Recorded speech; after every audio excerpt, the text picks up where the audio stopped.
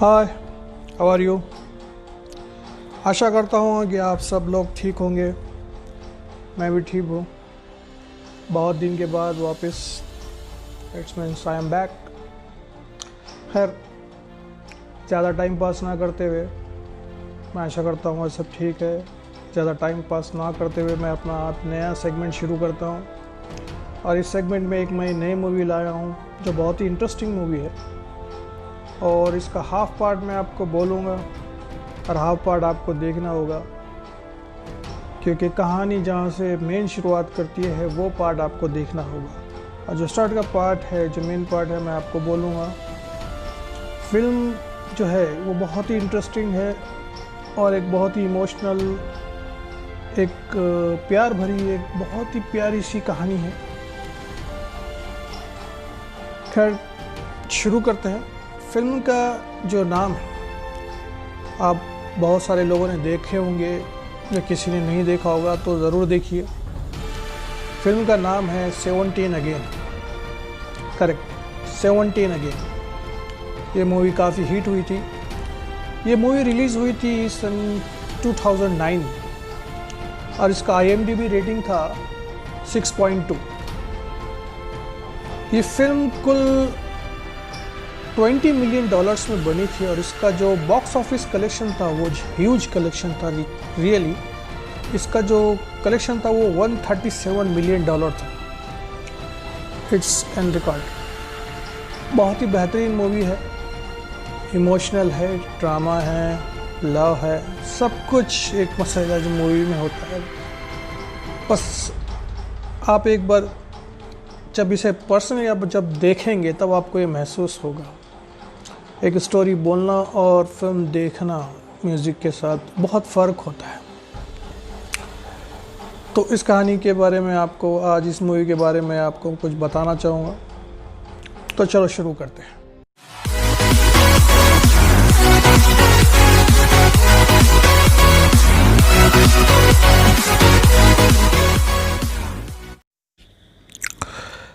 अब ये कहानी में बताया गया है कि कैसे 37 साल का आदमी 17 साल की उम्र का बनता है। 1989 से शुरुआत होती है कहानी, जहाँ पर एक कॉलेज बताया गया है और वहाँ पर बताया गया है एक 17 साल का लड़का जिसका नाम है माइक ऑर्डिनॉल, और वो अपने कॉलेज का एक स्टार बास्केटबॉल प्लेयर है। पहले शॉट में एक मैच बताया गया है जो कि माइक ऑर्डिनल के लिए बहुत ज़रूरी होता है। वो मैच उसका कैरियर डिसाइड कर रहा होता है। और जब मैच शुरू होता है तभी माइक की गर्लफ्रेंड आती है जिसका नाम होता है स्कारलेट। मैच शुरू होने से पहले वो माइक को बताती है कि वो प्रेग्नेंट है और वो उसकी बच्चे की माँ बनने वाली है। ये सुनकर माइक थोड़ा परेशान होता है और कोई जवाब नहीं देता, और स्कारलेट ये देखकर वहाँ से चली जाती है। इधर मैच शुरू हो जाता है, पर मैच खेलते वक्त माइक का पूरा ध्यान स्कारलेट की बातों में खोया होता है। वो खेलते खेलते बार बार बॉल छोड़कर स्कारलेट के पीछे भागता है। स्कारलेट उसे देखकर शॉक होती है और कहती है उसे, तुम्हें यहाँ नहीं होना चाहिए था, तुम्हें तो फील्ड में होना चाहिए, ये मैच तुम्हारे लिए इम्पोर्टेंट है।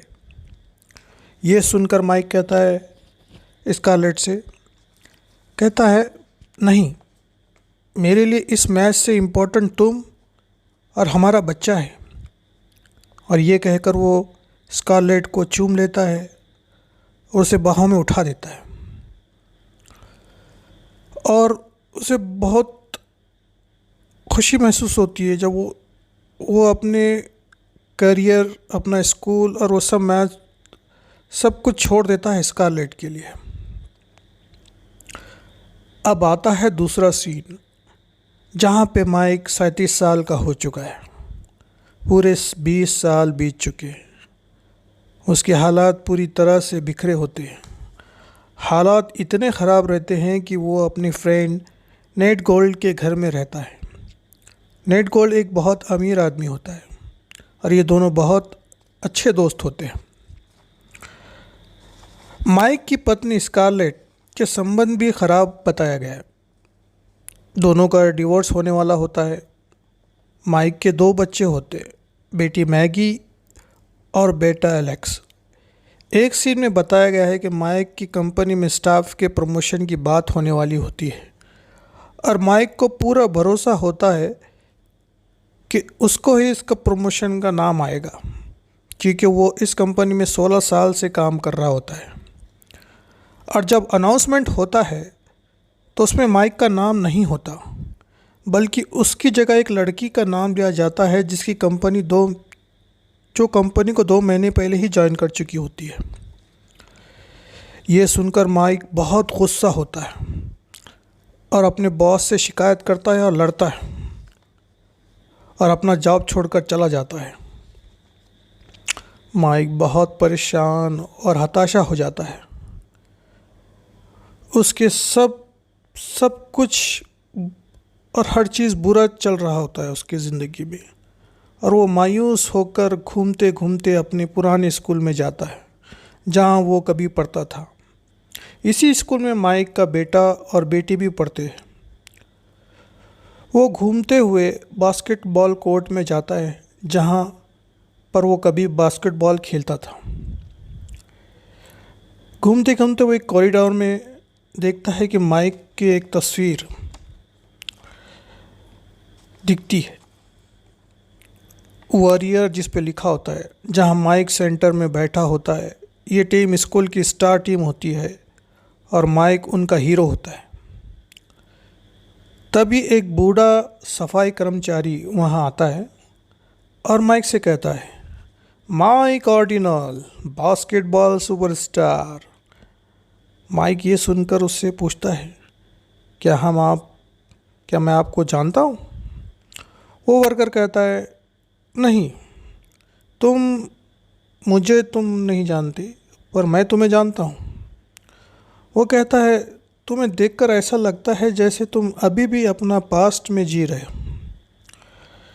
माइक अपनी फ़ोटो देखकर कहता है, हाँ, मैं अपने पास्ट में जीना चाहता हूँ। उस समय कुछ परफेक्ट था, हर चीज़ परफेक्ट थी। इस पर बूढ़ा आदमी उससे पूछता है, माइक, क्या तुम वाकई श्योर हो कि तुम पास्ट में जीना चाहते हो? माइक कहता है, हाँ, मैं पास्ट में जीना चाहता हूँ। तभी माइक की बेटी मैगी वहाँ आ जाती है। माइक अपने दोनों बच्चों को एक रेस्टोरेंट में ले जाता है। ये वही रेस्टोरेंट होता है कभी माइक और स्कारलेट का फेवरेट हुआ रहता है, लेकिन आज उसे वो रेस्टोरेंट पसंद नहीं रहता। और माइक के बच्चे भी माइक को सीरियसली नहीं लेते। वो उन्हें समझाने की बहुत कोशिश करता है, पर वो उसे सीरियसली नहीं लेते। इसके बाद माइक अपना घर जाता है जहाँ उसकी पत्नी गार्डन में सफाई या कटाई कर रही होती है। माइक उसे कहता है, तुम ये क्या कर रही हो? तुम ये नहीं कर सकती। इस गार्डन से हमारी कितनी यादें जुड़ी हैं। माइक उसे कहता है, मैं ज़िंदगी कभी सेटिस्फाई नहीं रहा हूँ। मैंने अपना करियर, अपना सब कुछ छोड़कर तुमसे शादी की। ये सुनकर स्कारलेट को बहुत गुस्सा आता है और वो अपनी सहेली के साथ ये कहकर निकल जाती है कि हमारा जल्दी ही डिवोर्स हो जाएगा। इधर माइक अपनी गाड़ी लेकर ड्राइविंग पर निकल जाता है। रात होती है, बारिश चालू रहती है। वो बहुत निराश और परेशान रहकर गाड़ी चलाता रहता है। तभी उसे ब्रिज के ऊपर वही बूढ़ा आदमी दिखाई देता है जो उसे स्कूल में मिला था। वो बूढ़ा आदमी ब्रिज पर खड़ा होता है। माइक उसे देखकर गाड़ी से उतर जाता है और कहता है, ये तुम क्या कर रहे हो? तभी एक गाड़ी माइक के सामने से चली जाती है। जब वो ब्रिज पर देखता है तो वो बूढ़ा आदमी गायब होता है। माइक दौड़ता हुआ ब्रिज से नीचे देखता है। तभी वहाँ पानी घूमने लगता है और माइक को अपने अंदर खींच लेता है और किसी तरह से माइक उस पानी से बहाकर तैर कर निकलता हुआ अपने दोस्त के घर पहुँचता है। जहाँ वो पूरी तरह से भीगा हुआ होता है। और वो जब उसके दोस्त के बाथरूम में अपने आप को आईने में देखता है तो वो शॉक हो जाता है, क्योंकि आईने में उसे वही पुराना माइक जो 17 साल पहले था वो दिखाई सामने देता है। मतलब अब माइक की शक्ल सब कुछ चेंज हो चुकी है। माइक ये देखकर शॉक हो जाता है कि वही 17 साल वाला माइक सामने है। अब शुरू होती है कहानी, जो एक बहुत ही इंटरेस्टिंग ट्विस्ट लेती है। इसे आप ज़रूर देखिए। इसके आगे की कहानी मैं नहीं बताऊंगा क्योंकि ये स्पॉइलर हो जाएगा। I am back and you also back. तो कैसी फ़िल्म लगी आपको, ये स्टोरी कैसी लगी? फ़िल्म देखिए ज़रूर, और फिल्म देख के आपके जो भी कमेंट्स है वो मुझे कमेंट ज़रूर करिए। फ़िल्म कैसी लगी, आपको कैसा पसंद आई या नहीं, और नेक्स्ट सेगमेंट किस मूवी पे हो या किस बेसिस पे हो, किस सब्जेक्ट पे हो, तो मुझे कमेंट ज़रूर कीजिए, मैसेज ज़रूर कीजिए। बीच में बहुत इंटरवल पड़ गया था, मैं कोई नए वीडियो नहीं बना पाया, लेकिन इंशाल्लाह अभी आगे और कोशिश रहेगी मेरी कि एक नए सब्जेक्ट पे, टॉपिक पे बनाऊं। आप जितना मैसेज या जितना ये आप कमेंट्स करेंगे मेरे को उतना ही प्रोत्साहन मिलेगा, और मैं कोशिश करूँगा इंशाल्लाह कि जितना हो सके एक अच्छी बेहतरीन डॉक्यूमेंट्री या कोई ऐसा सब्जेक्ट के बारे में आपको जानकारी दूं जो आप चाहते हैं। तो अपने कमेंट्स में ज़रूर बताइए मुझे कि आप क्या चाहते हैं, किस सब्जेक्ट पे मैं अगला नेक्स्ट वीडियो या अगला से नेक्स्ट सेगमेंट बनाऊं। तो प्लीज़ कमेंट ज़रूर कीजिए, सब्सक्राइब ज़रूर कीजिए, बेल आइकॉन पे बटन ज़रूर दबाइए। टिल देन फिर मिलते हैं। शब खैर, गुड बाय।